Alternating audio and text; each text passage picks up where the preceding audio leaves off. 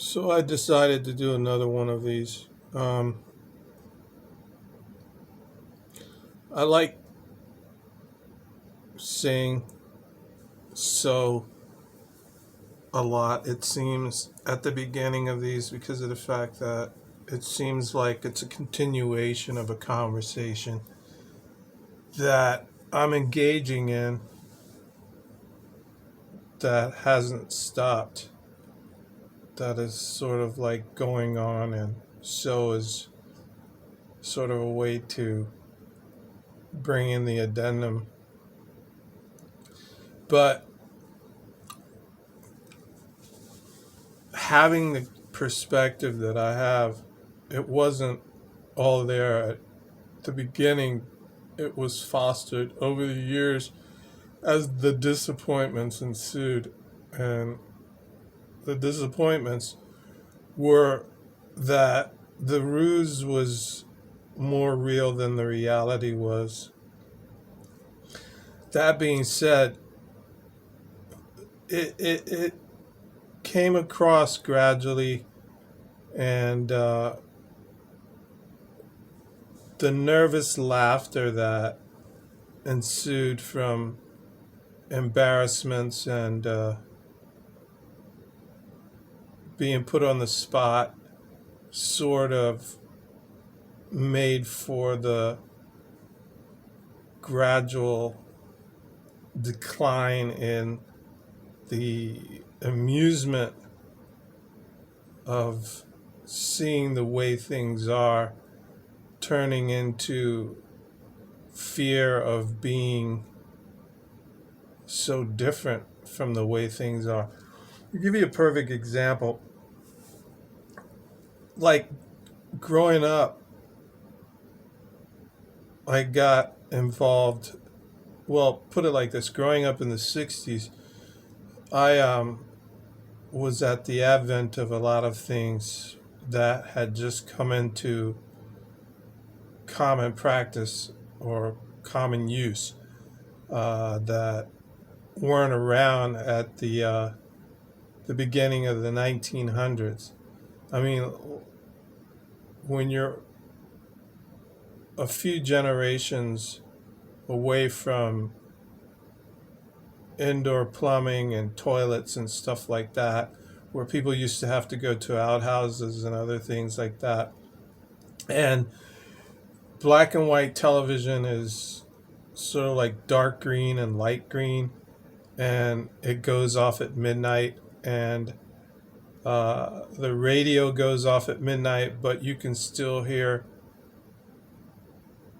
broadcasts in foreign languages.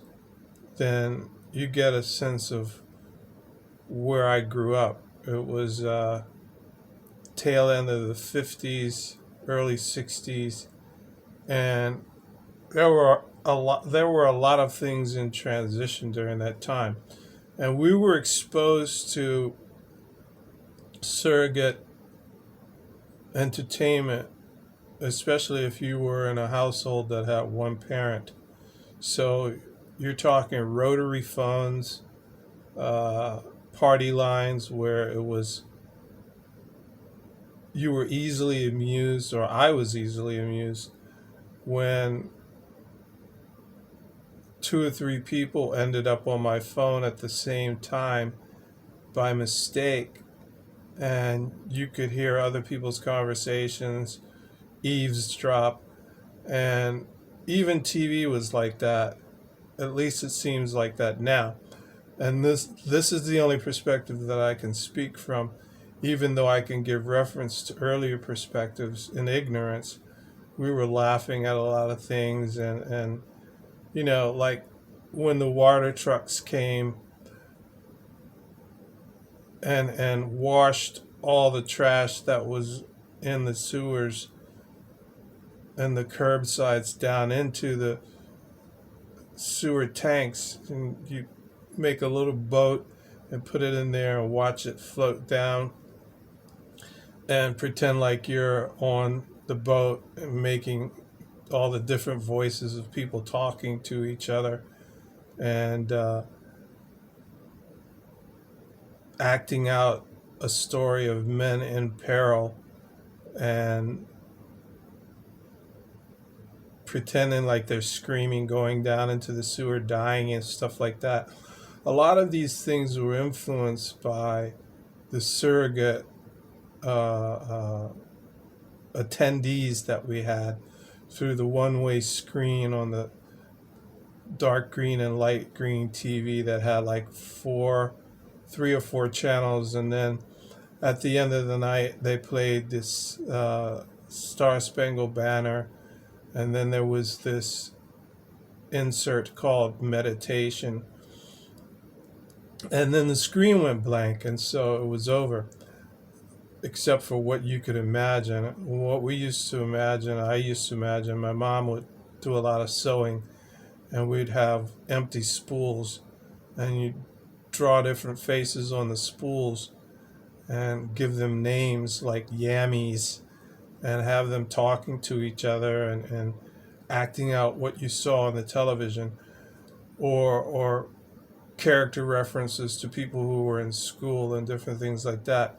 But back then we had the introduction of people like Mel Blanc, who was the man with 1,001 voices, who did all the cartoons. And from this vantage point, that's how we grew up, and that's how the perspective started, because of the fact that here you have a lot of people who are giving you violence as entertainment.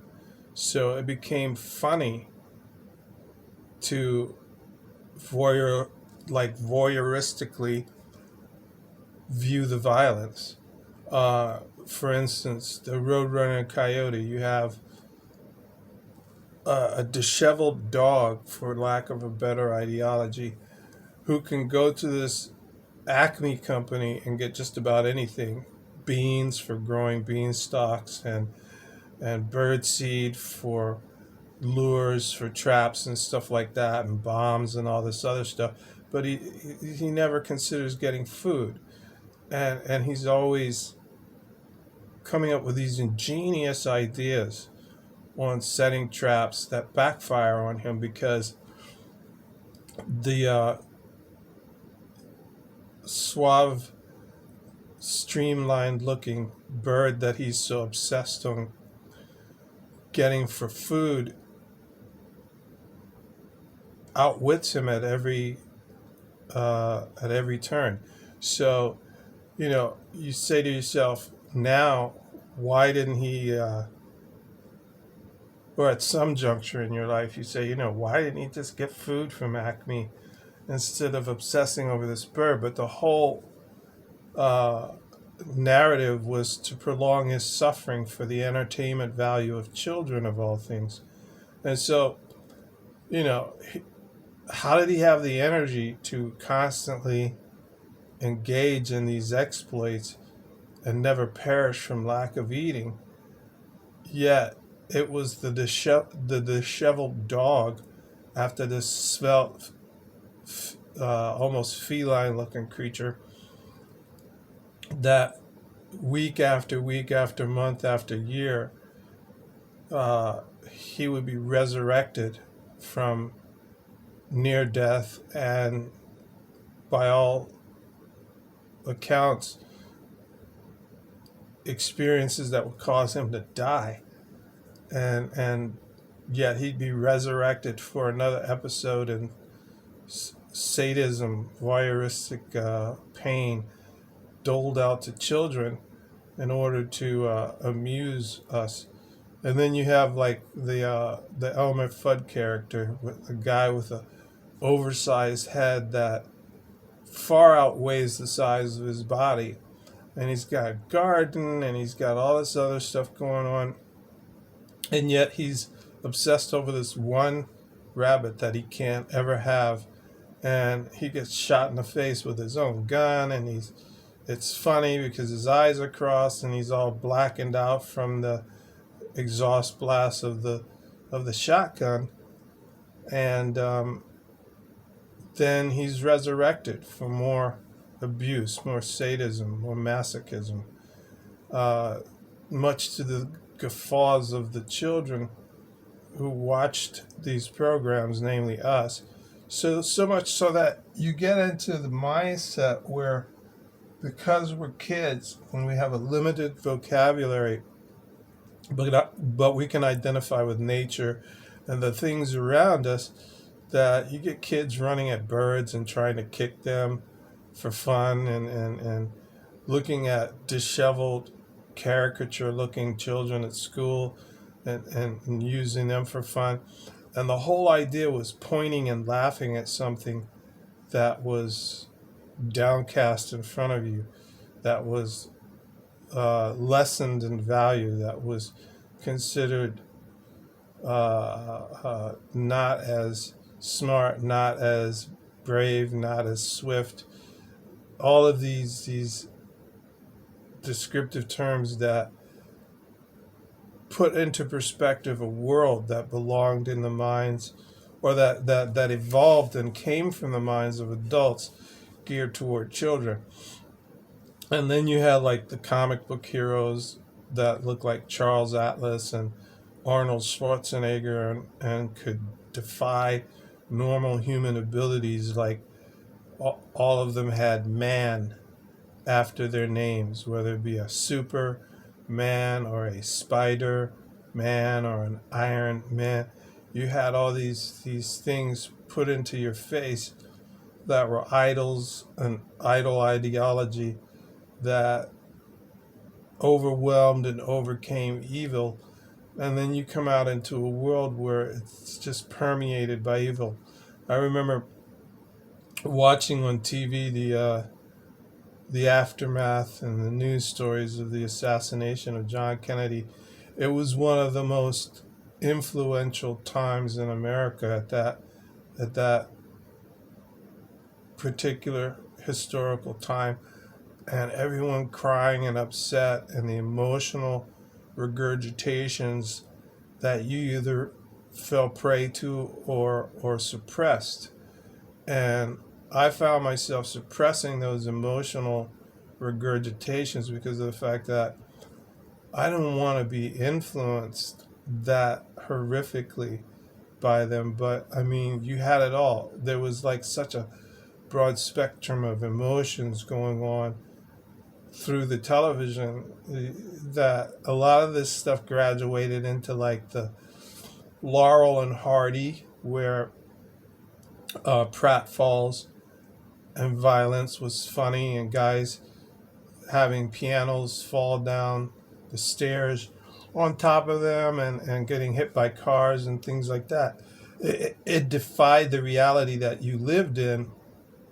And a lot of kids, like if you see quote unquote royals or something, and they look, the kid is standing there with this frown on his face as a child, like at 3 or 4 or 2, and the wheels are turning, but things don't make sense, because when it comes through that little box with the green and white light green screen on it, it seems funny, and things are resurrected, and nobody goes to the hospital, except even that comes across as funny. Then it doesn't compute, it doesn't register. It's like, well, why aren't they laughing? Why aren't they having a good time? Why isn't it funny? Why isn't it like the TV? And so then you get into the idea of a TV program. Well, what is a program? It's a set of commands that are put in this itinerary, into this linear persuasion that goes in, and it has a desired effect and a desired outcome. And so a lot of this stuff, the Laurel and Hardys, the Three Stooges, guys hitting each other on the head with hammers and poking each other in the eyes, and everything's all right 5 minutes later or 10 minutes later, or whenever the narrative wanted it to be all right. But in real life, it wasn't that funny. And so it caused a lot of kids to push the boundaries and make it funny, regardless of whether it was or not. They were going to make it funny. And what ended up being funny is a lot of the if you sort of like timestamp that, and then jump decades into the future. You have your vulgar, filthy mouth comedians and filthy jokes and laughter about other people and the mockery of races and the mockery of disheveled kids and the mockery of the poor and blonde jokes and things like that. So people started or were programmed as children to push the boundaries into areas. And I talk to people a lot, and I get involved with a lot of people, and a lot of people seem to be disturbed or wonder how these things are connected, or how this thing happened, or how that thing happened. And this is the connection that I see. This is the evolution that I see in this kind of thinking and this kind of activity. For instance, like there's one thing that always seems to come up that imposes itself upon me, and it's like when you see the busts of things or the decapitated head decoration of things. Like if you gave those things color, if you took them out of their granite, marble, or bronze statuary motif and put them into a reality where they were actually painted to look like the genuine article, you'd have people's heads decorated on buildings, like literally a human head taken off the trunk of a body and put around the facade of a building to say, well, we killed these people, we conquered these people, so you better not mess with us. Sort of like the Romanism, Greek, and Babylonian history of conquest, where or the civilizations that put conquered kings' heads on pikes and stuff like that to say, we did this to this person, and this person's reputation, so you better not mess with us. So the ignorance of art and the ignorance of the art form and the utilization of the art form program to desensitize us as children, to desensitize cultures, history, humanity, to me manifested itself in this way, in this format. The cartoons beating the living bejesus out of each other, graduating into like Three Stooges, Laurel and Hardy, all the comedians that hurt each other, beat each other for laughs. The idea was point and laugh at the misery of the other guy, point and laugh at the downfall of the other guy, mock the other guy. Blonde jokes, jokes about people that were overweight, jokes about people that were thin. We used to have this, like as a matter of fact, a lot of people do the history of nursery rhymes and ring around the rosy, pocket full of posies, ashes, ashes, we all fall down, about things like the bubonic plague or related subject matter, London bridges falling down. We used to have these jokes: fat and skinny were in the bed, fat rolled over and skinny was dead. And all of this stuff, masochism, sadism, hatred, avarice for fellow humans became a joke, became humorous, Washington, D.C. is decorated with pornography. There are naked statues in every park, uncircumcised men, women with their breasts showing, the whole deal. And a lot of people just walk by these things indifferent, desensitized, unaware, aloof, and their eyes are closed, their inner eyes are closed, their humanity is shut down. A perfect example I always thought was they have that fountain, and it's world renowned. I think it's in France or something like that. The history escapes me, but the fountain doesn't. And it's a little boy, and he's uncircumcised, and the water's coming out of his penis. He's peeing. Well, it's actually, if you give it back its humanity and take it from the bronze statuary or whatever material it's made out of. It's a perpetual bowl of urine, and people just walk by, and it's like, this huge bowl fountain. It could be anything. It could be like 25 feet in diameter or something like that, but it's filled with urine. I mean, that is the reality of it, but the desensitized insensitivity of it is that it's just, a little boy pissing fountain, and that's the end of it. And it's the same thing with the decapitated lion's heads. It's either a lion fountain where the lion is spitting, or he's throwing up, or his blood is coming out of his mouth. But these things are used as decoration. These things are called art. These things are considered artful and valuable, and the makers of these things charge thousands, if not hundreds of thousands, depending on the era, of dollars in order to make, shape, mold, bring into existence these artifacts and these statuary in order to depose them upon society, where the cave people walking around and wearing, mink and chinchilla and rabbit and stuff like that. It's basically cave people, like of the Fred Flintstone mindset, that they're wearing dead animals, dead plants, yet they consider themselves opulent. The ornaments that they weigh their bodies down, the cement coats of stone. It's like they call them rocks. That woman has a big rock on her finger, be it diamond, pearl, which is the regurgitation of clams around a dust or sand particle to prevent it from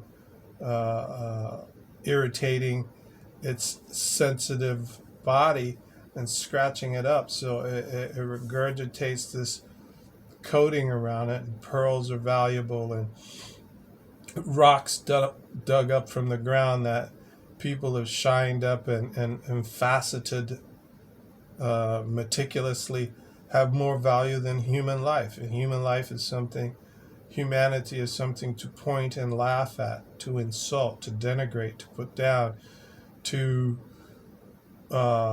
display in tchotchkes and different forms of statuary that you have to keep dusting off, or hire people to dust off and shelve, like the elderly when they become old and incapacitated and disheveled. They're just shelved. You want to keep them around even though they can't speak, and they're wetting themselves, and they're almost reverted back to their childhood. People want to keep them around for as long as possible, just like a tchotchke on a shelf, so that they can have something to smile at and point at and enjoy, like they do the mink stole or the rock that weighs down their hand, until they have tonnage of this stuff, and then they lock it behind doors or hire people with weapons to protect it, like these certificates, the bills, this bill, that bill, dollar bill. It becomes like for instance, my take on gold and the whole desire of the eye to look at something that is opulent and elegant, and like Eve, she saw the fruit of the tree of knowledge of good and evil. It was pleasant to the eye and much to be desired, and she looked upon it, and the desire to want that and have that and acquire that was so great that she could have eaten from anything in billions, and she chose the one thing that was forbidden over everything else that could possibly be had, as if no other human would do that. And I would think that most other humans would. If you look at gold, the acquisition of gold, even like blonde-haired women became an obsession. Out of the millions and billions of women that you could have, you want the one that looks like gold, like Beach Boys singing songs about the West Coast has the sunshine and the girls all get so tanned. It's like gold is desired and highly prized above all other things because of the lust of the eye, the lust of the flesh, the pride of life, the way people look at stuff.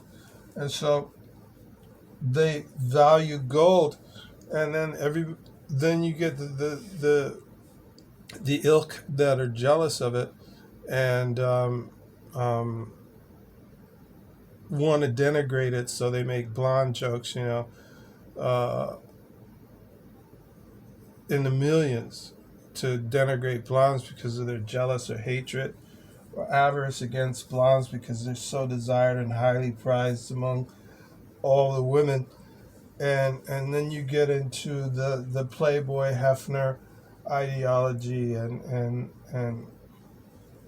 the primping and prodding and presentational format of the human being on a platter for consumption, just like anything else. So a lot of this is programmed into children.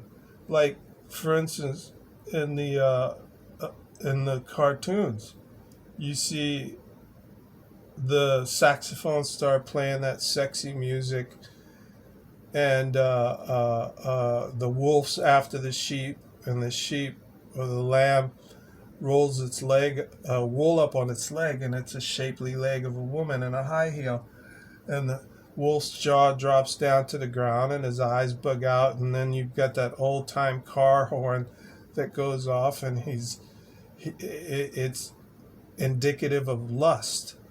And children are looking at this and pointing and laughing at this, and they're occupied or preoccupied with this kind of programming for hours on end, and that graduates into something else, like Betty Boop with the garter and the dress that is just below her private parts.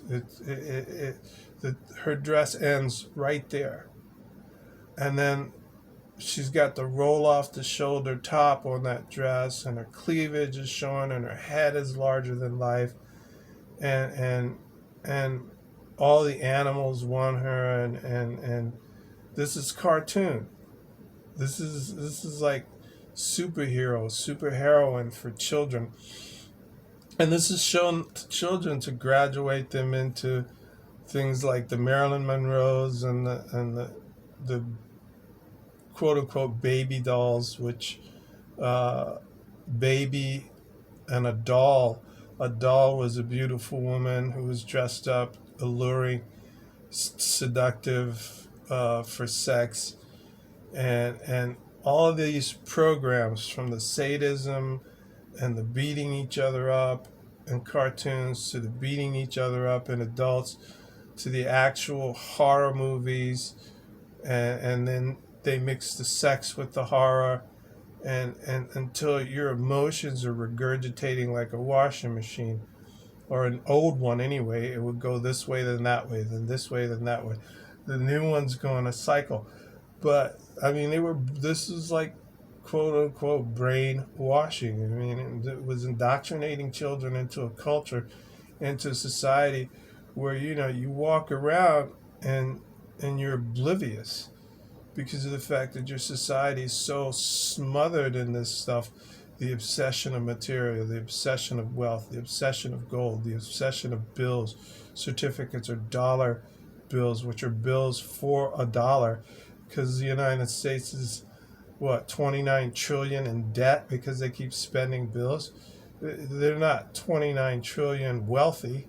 They're not in the black. They're in the red, because the entire lifetime is spent on the acquisition and the loss of their humanity for the acquisition of rubble, things dug up from the ground, cave people, overcoats of cement, steel, iron, clay. The fixation is on the outward appearance, perfectly coiffed hair, perfectly angular beard, perfect this, perfect that. While humanity goes out the window, those that are not so attractive, those that are disheveled, those that are scruffy and gruffy looking, are pointed and laughed at, to the point of where you can walk by a human dying on the sidewalk and you don't know their circumstances or how they got there. I mean, Wells Fargo Bank could have stolen their home. I mean, how many times have you seen Wells Fargo before Congress being indicted for fraud? They could have defrauded somebody whose wife doesn't know how to survive a situation, circumstance like that, and has been thrown out into the street. And now people are walking by, get a job, go to work. What's wrong with you? Don't you want to work? And they have no idea. This person could have been living in a home 2 days ago, and now they're out in the street. They haven't had a bath. They haven't had food. Yeah, but they're supposed to go clock in and clock out with no food, no sleep, no shower, no clothes, and get over the psychology that their life has just been ripped out from under them by people who have no humanity, who want tchotchkes on a shelf, who want to point and laugh, who want to accuse, abuse, and condescend. And it starts when you're an infant, man. They put this stuff in front of your face in infancy, and your parents, if they're there, if both are there, if your dad hasn't been lured off by a Marilyn Monroe or Betty Boop or something in real life, if your dad hasn't been allured or drawn off by these harlots and made to spend his hard-earned cash on appeasing them and giving them a living so that they can like him and give him pleasure. If that hasn't happened, they're still not there to tell you, no, that's not real, no, that's just TV. It's like the program has become the babysitter. There's this, there's good things and bad things that come across on that too, but it's like there's educational material, but there's also this stuff, the violence, the decadence, the perversions, and the line keeps getting drawn further and further toward the concentric circle until there's no place to go. It's like all over you. So like this generation, there's no lines anymore. Anything is possible, anything is acceptable except the truth. And the truth has become outlawed, sort of Orwellian. But it's like there's nobody there saying, no, but this is the standard. Yeah, the law of this land says, we hold these truths to be self-evident. I mean, it's like you can't get any more clear than that. It's like we hold these truths to be on face value what they are, that all men are created equal, that they're endowed by their Creator with certain inalienable rights. That amongst these are life, liberty, and the pursuit of happiness. To secure these rights, governments are instituted by men deriving their just powers from the consent of the governed, from the people, but the government has become so drunk on bills and the presumed bribing power that they've harloted themselves out to the highest bidder and put this country $29 trillion in debt, doing favors for friends of their friends, and living in caves, wearing dead animals, dead plants, weighted down by rocks and shiny bits of metal draped all over their body, decorating their castles with decapitated heads of lions and bowls of urine with uncircumcised little boys standing there perpetually pissing. I mean, they're pissing on society. They're pissing on humanity. They've lost their humanity, and you find that If you damage one of their artifacts, they scream out in pain as though their nerve endings go into the diamond or the emerald or the pearl, like the regurgitated irritant coated in a shellacking over a human being dying on the ground. But my timeline perspective and education has brought me to this, where thank God I was pulled out of this. It's like an ant in amber from 3,000 years ago or something. This stuff coats you, it permeates you, it gets inside of you. You find yourself inhaling it and breathing it in to the point of where, like, it's in your lungs, it's in your stomach. You find yourself crapping this stuff out and regurgitating it because of the fact that you're smothered in it. And like I said, if you have two parents, or if they're not always there to say, no, that's not right, that's a myth, that's not real, that's just make believe. And even if it was, why would you indoctrinate, ingrain, instigate, or smother a child with this their entire life, and then expect them to be immune? They're not immune, and they have to deal with either fitting in or being an outcast. And when you spend 8 hours a day in school and you're surrounded by people who are like constantly using inflection and condemnatory phraseology to harass you into conformity, you don't really stand a chance. I mean, it's like someone saying, you're still living in your mother's basement. Well, what's the problem? Don't you love your mother?